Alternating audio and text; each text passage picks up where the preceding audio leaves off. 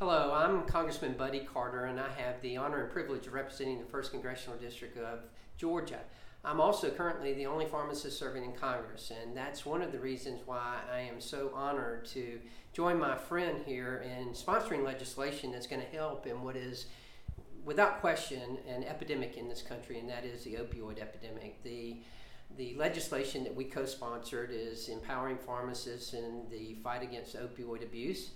And it's very important because it gives pharmacists the tools that they need in order to differentiate between fraudulent and fraud prescriptions and to deny prescriptions to patients who are trying to get them illegally. So it's very important. Pharmacists are the last line of defense that we have in prescription drug abuse, and it's very important that they have the tools that they need in order to make sure that they're getting the prescriptions to the right people.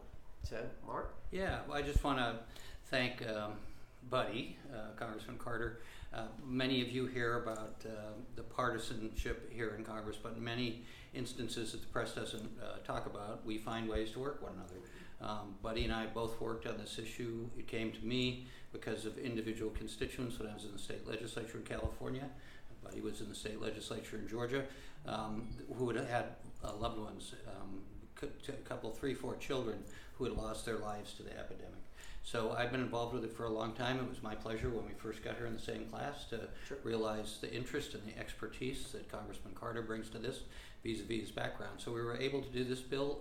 It's successfully included in this very important package that's been bipartisan support in the House, now bipartisan support in the Senate, that hopefully will be out of here before we leave. So it's a huge, huge issue for all of us, whether it's in Georgia or California. This great epidemic is affecting too many people, and we want to do something about it. So the Congress is attempting to do that. It is, and listen, opioid addiction happens to anyone. Right. It does not discriminate. It does not choose Republicans or Democrats or independents.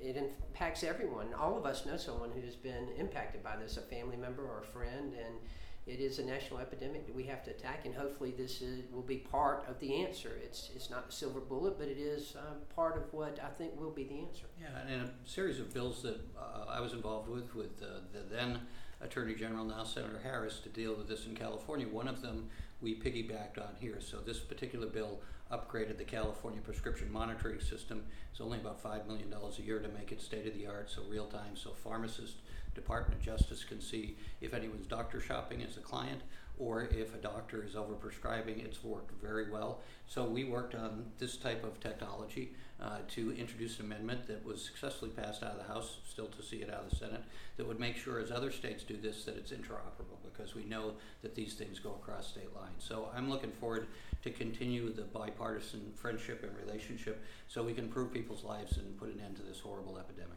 Great. Well, thank you. Thank you very much. My pleasure, buddy. Nice to see you. And I love his accent.